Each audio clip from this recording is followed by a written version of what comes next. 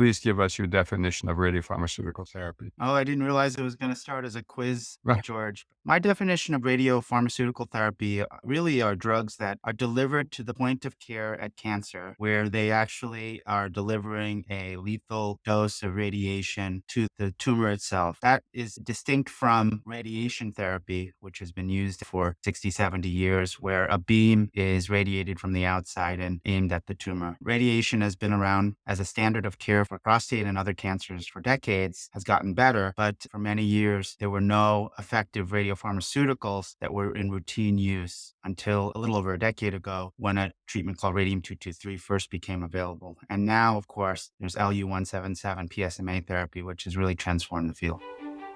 Well, Dad, how are you doing? I'm doing fine, my producer and son. Looking forward to our third podcast episode. In a previous take for this opening, we tried to talk about my engagement, but that didn't really work, did it? Yes, we did try, and I'm not sure it did work. And maybe it was because I kind of fumbled it. So now you have a fiance. Yes, Lisa's my fiance. She calls herself my fianceroo. Okay, that's wonderful. Let's go to our guest. uh, so we don't have him waiting too long. Yeah. I mean, it is exciting news that you got engaged. Yes. Okay. Please, let's not waste any time. What can you tell us about our guest? I am absolutely delighted to welcome Dr. William O. to join us. I think of him as a practicing oncologist in the field of prostate cancer at the top of the field. And also a little bit of background, got his MD degree at NYU and trained at Harvard, the Brigham and Women's, under one of the premier medical oncologists in prostate cancer. So with that, welcome, Dr. William O. Well, first of all, it's really great to be here and to talk about what is a very exciting space in the treatment landscape for prostate and other cancer patients.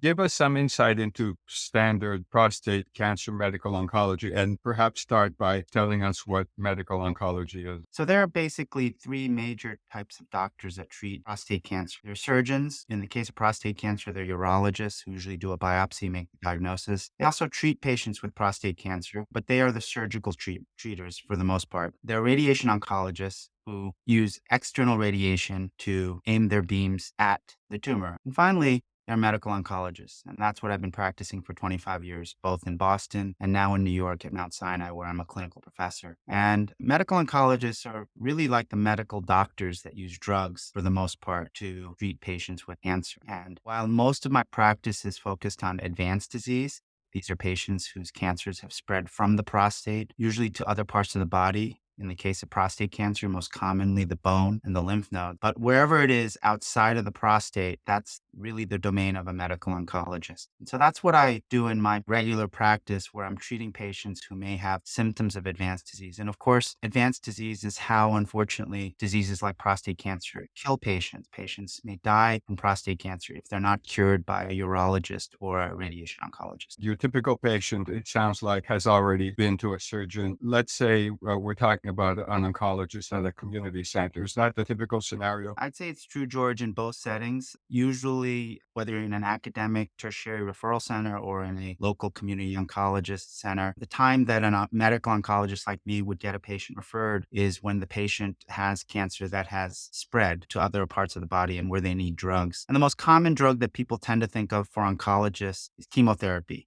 Right? Chemotherapy, which is a drug that's injected, usually, sometimes a pill, that kills fast growing cells. That's what chemotherapy does. And people associate that with, for example, the loss of hair or blood counts that go down. But the fact is now the armamentarium, the number of drugs to treat cancer are much broader. And there's immunotherapy and there's targeted therapy and there's a whole bunch of different ways to treat these cancers. And now radiopharmaceuticals have come into the mix. But typically, a medical oncologist will not administer that drug in his office or her office.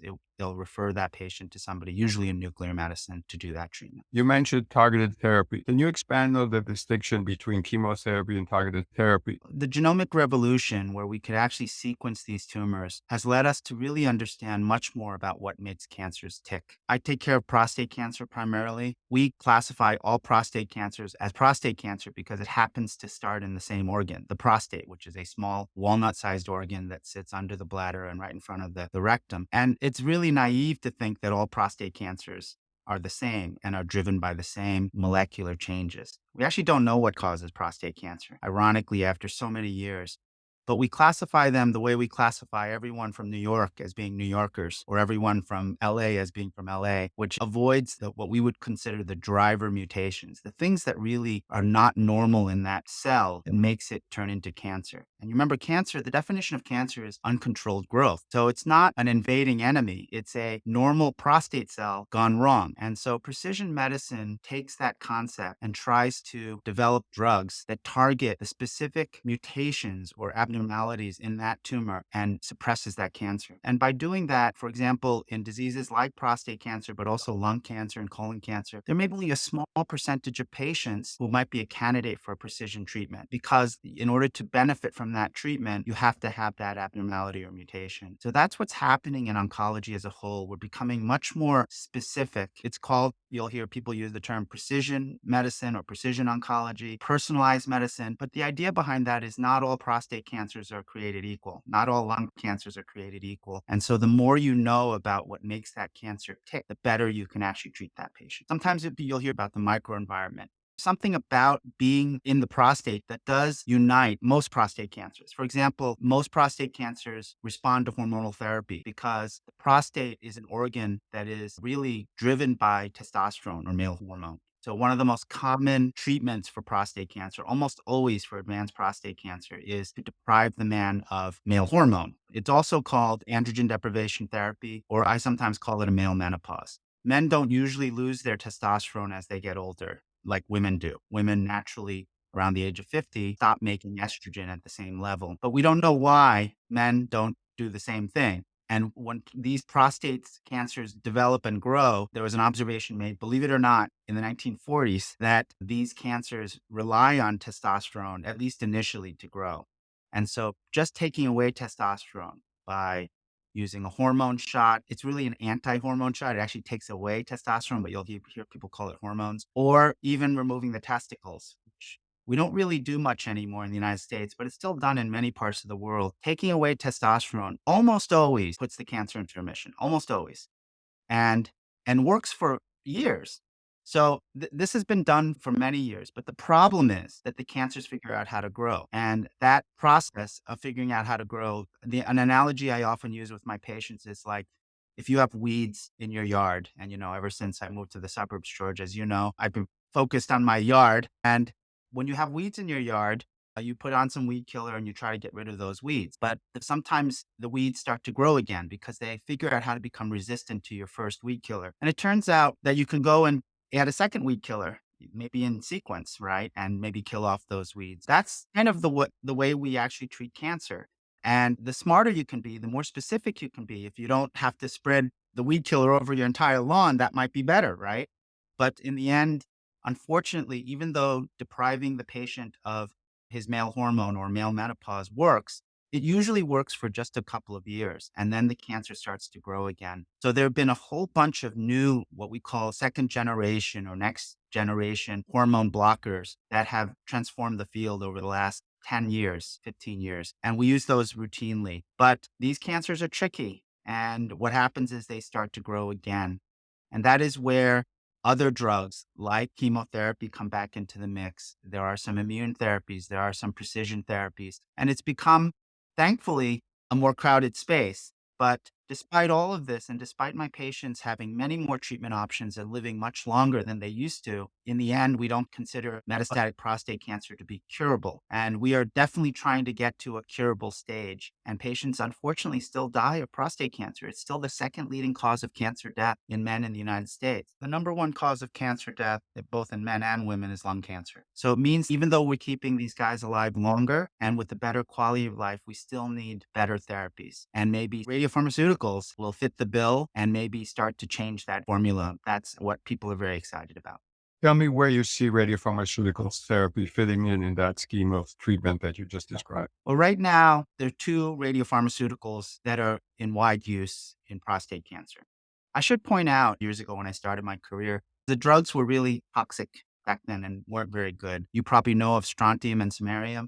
These were bone-targeted treatments because prostate cancer likes to go to bone. 90+% of the time when it spreads, it goes to the bone. But the problem with those drugs was they were not specific enough. There was a lot of spread of that very potent radiation to the bone marrow, and patients often had bone marrow suppression. That means their blood counts would go way down. What happened about, as I said, about actually it's almost 14 years ago now, is when radium first came out. Radium was approved in patients who could not get chemotherapy, and at a time before all these androgen-targeted therapies became available. And radium is only approved in patients who have bone metastases because, as you know, I had to go back and look at a periodic table of the elements, which I hadn't looked at since I was in high school. And radium-223 sits under calcium, so it's a calcium mimetic. That means it kind of hones naturally to bone. It's not actually targeted to a cancer cell, it's targeted to the bone. And my understanding of how it works is that it actually finds the places where there's the most bone turnover. And it turns out that wherever cancer is in the bone,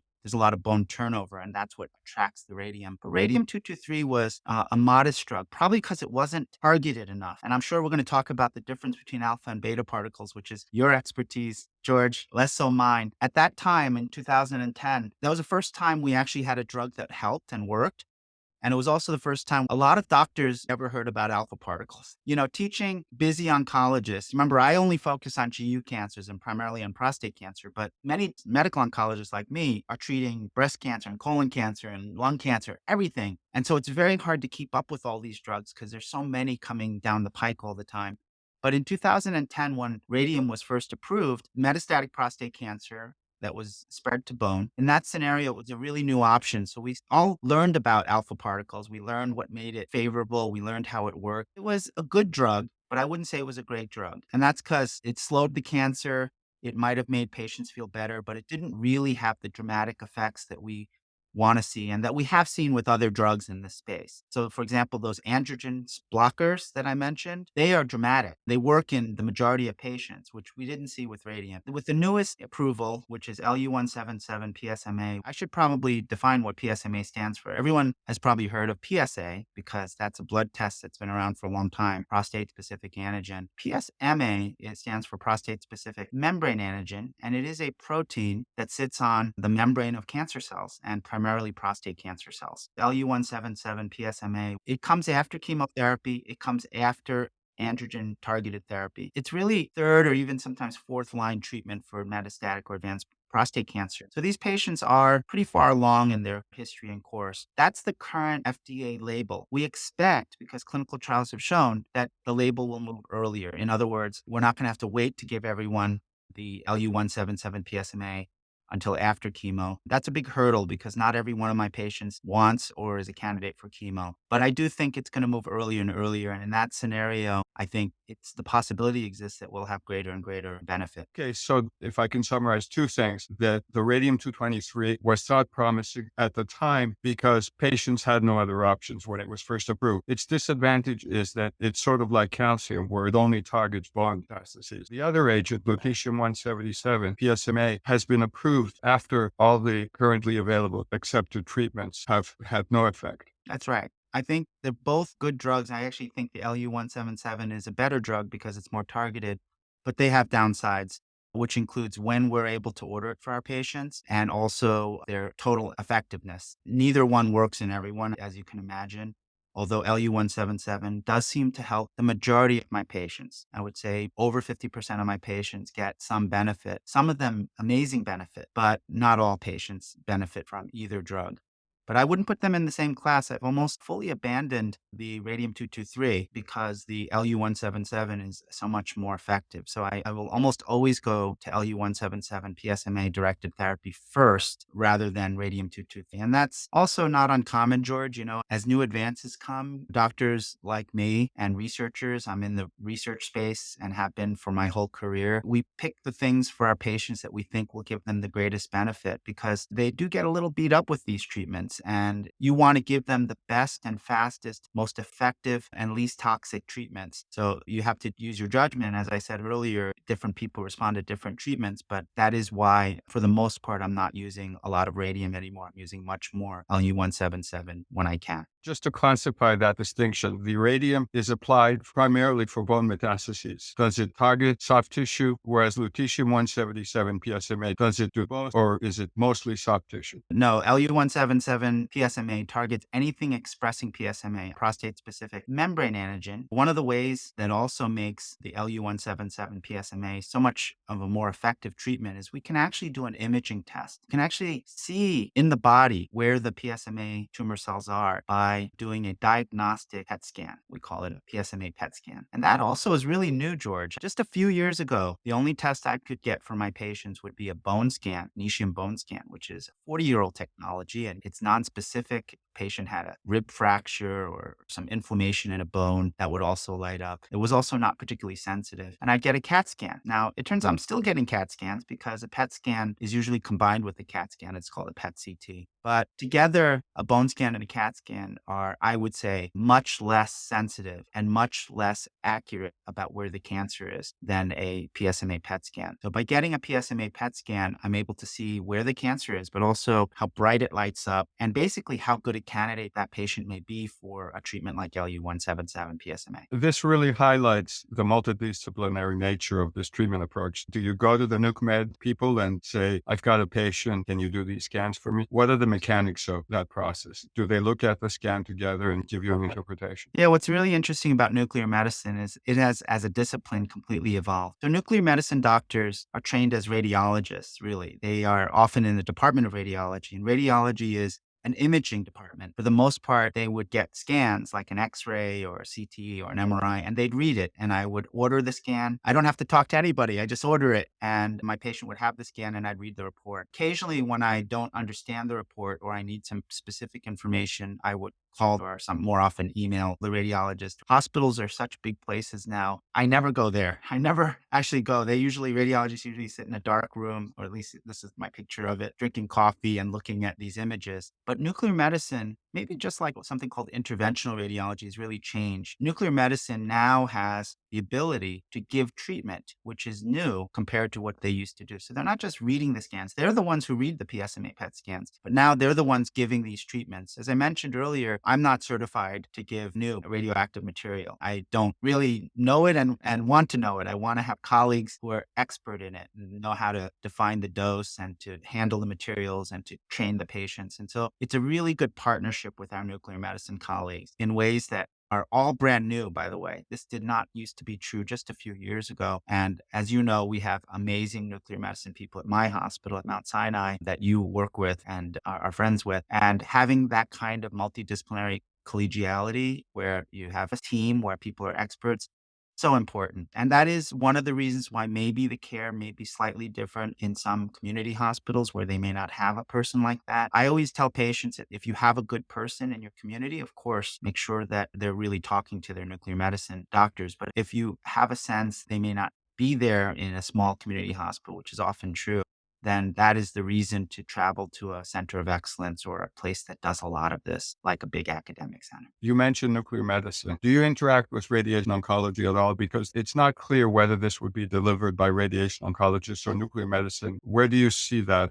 Yeah, I know that's a bit of a controversy. And actually last year at the radiation oncology meetings, I was invited to speak about Lu-177 and radiopharmaceutical therapy. So I know that it is a controversial area. Actually, at my hospital, George, ironically, Radium-223 is given by radiation oncology and Lu-177 PSMA is given by nuclear medicine. Yeah, so this is interesting. Do you think that nuke med is the place for Lu-177 PSMA because they can do the imaging, whereas Radium-223 imaging is less feasible? It's not impossible, but it's not typically done. I think there may be technical reasons, but that happened to be just the people in charge at the time. I think when you all get along, it's all good. But I do know that in many hospitals, radiation oncologists who are the other experts in giving these kinds of treatments are the ones who are the administrators of these kinds of drugs. I think, again, to me, the most important thing is that the person has expertise, understands how to handle radioactive materials. And also, I stay involved in the care of all my patients, whether they go to a radiation oncologist or a nuclear medicine doctor. Remember, these treatments like Lu-177, for example, is given once every 6 weeks. For a patient with advanced metastatic hormone-resistant prostate cancer, 6 weeks is a long time. If that drug's not working, I need to be aware of it because we may have to make a decision together about whether that patient is still getting benefit. What that means is I still see them even when they're getting their treatments in nuclear medicine or radiation oncology. And that's been my practice always because I may be the one managing some of their side effects, or I may be the one checking their blood counts, etc. The best program for a patient to be followed in is usually one where there's a team of people, not just one,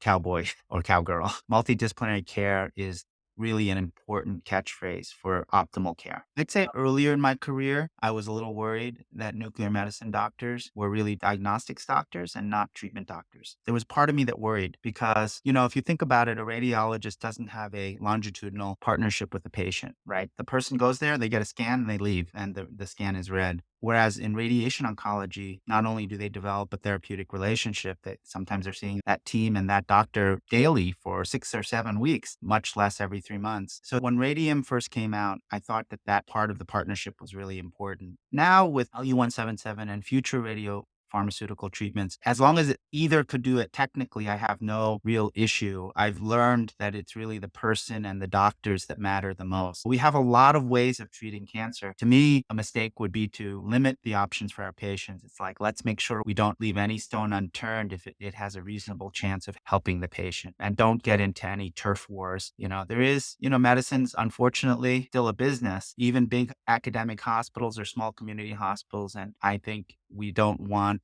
patients to be caught in the middle of that. We want them to get every treatment that matters for them. First of all, I see why you're so appreciated by your patients, but let's go to the toxicity aspect of things. My personal feeling is that toxicity is under-considered when people think about what will be best for a particular patient. There's a lot of emphasis on extending life and not so much on what is the quality of the life that's being extended. Where do you fall in that toxicity versus efficacy equation or balance? It's such an important question, George, and thank you for asking it.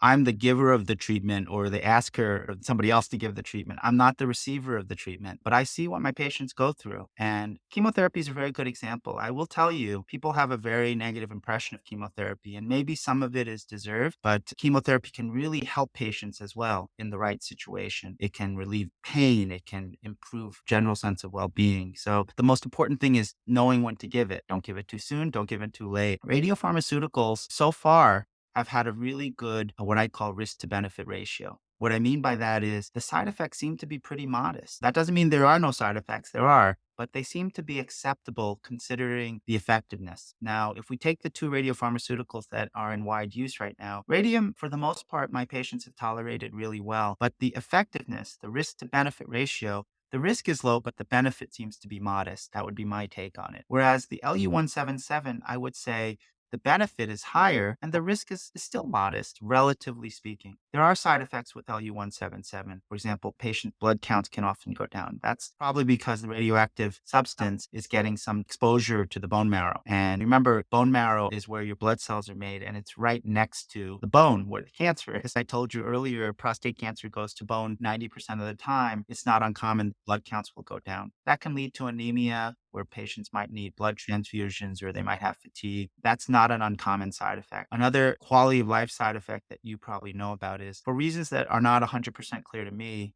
PSMA is made in the salivary glands. That means that with some of these drugs, in particular Lu-177, the current Lu-177, patients can get dry mouth. It's usually mild. It's usually not a terrible side effect, but for some patients that can affect their taste. Is any of this a deal breaker for getting the treatment? No, patients want to live, as you said, and they want to fight their cancer for the most part. And the other part of this that's difficult is we don't always know who's going to have those side effects, and we don't know how severe they will be. So because Lu-177 right now, and radium for that matter, are 6 treatments and only 6 treatments, we usually make a decision as it's going. Is the risk benefit still okay? I mean, are people getting benefit without negative side effects, or do the negative side effects start to kind of come up and become a problem?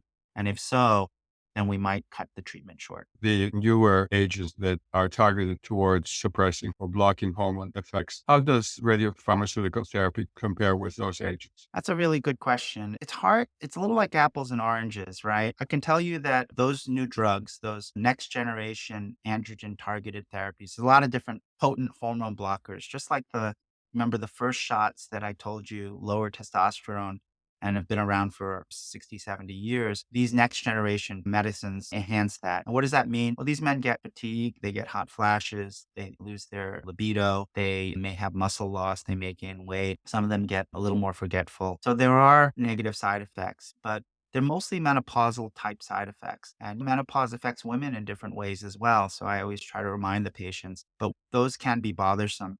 The radiopharmaceutical drugs are very different in their side effects. And remember, all these patients are still on a hormone shot. All of them are still on a testosterone lowering treatment as of now.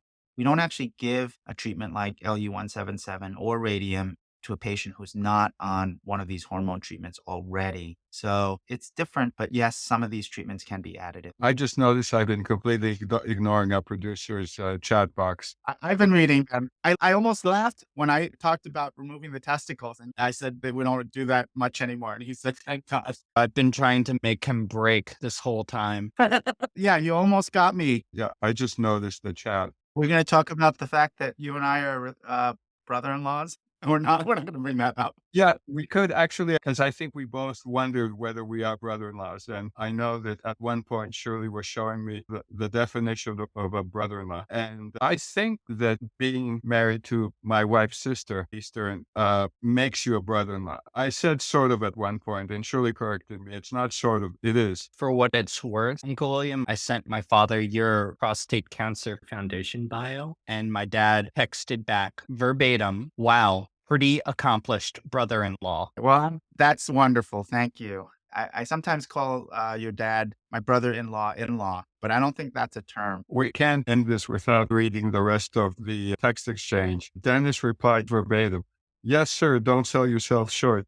Need I remind you, you accomplished having me for a son. That's probably your biggest accomplishment, George. Yeah, forget about the endowed chair and the being at Hopkins and the PO1. Here's your legacy right here. And Dennis is my favorite son of all time. Yeah, he's my favorite Skuros male nephew. It seemed like you really enjoyed that conversation with your brother-in-law. I did. I think we've settled on brother-in-law, and that's fine with me. We got a window into medical oncology. And the other interesting thing was that not all patients will benefit from these different agents that suppress the testosterone or hormone. And there is an imaging component to these agents, as we discussed in the first podcast, when I talked about the ability to image radiopharmaceutical therapeutics as having a big impact relative to other treatment approaches. And we heard that actually from William, that he can decide which patients will benefit from Lu-177 PSMA by doing an imaging scan. You can image these patients and understand which ones are good candidates for the therapy. That's very exciting. The earlier we get patients exposed to these treatments, we can spare potentially some of them from undergoing treatments that lead to castration, lead to, as he called it, male menopause. I mean, this is all conjecture, so I'll stop conjecturing there, but it's an exciting opportunity. You can imagine a situation where these radiopharmaceutical therapeutics get approved before the patient even gets androgen blockers. There's a chance, and the clinical trials will have to address that they may work well without needing androgen blockers. And that's the exciting thing. To be clear, this is your conjecture and nothing that Dr. William O has said specifically. Yes. In general, I tend to be more positive than anybody else I encounter about RPT. It was nice that William was quite positive about these agents. It was also just so cool how soothing his voice was. Yeah, I can see why his patients love him. He has that soothing doctor's voice, which is really important because patients are nervous. They're in a situation where they don't know what will happen, and not just patients, but also their families. And he explains things really well. And it was good to capture that in our podcast. Let's close this episode out. Okay, bye-bye. Love you, Dad. Bye. Bye. You're not going to say it back? Yeah, I just did. I said bye. So, But I said love you, Dad. Yes, love you too, my son and producer. Okay, thank you. Bye. Bye. This has been the Radiopharmaceutical Therapy and Dosimetry podcast with Dr. George Skuros. Produced by me, Dennis Skouras. Executive produced by Dr. Michael Ghali at Rapid Dosimetry. You can rate and review this show on Apple Podcasts. Got a question for George? Or interested in Rapid Dosimetry's products and services? Email us at dskouras@rapiddosimetry.com. And if you haven't already, please subscribe wherever podcasts are downloaded.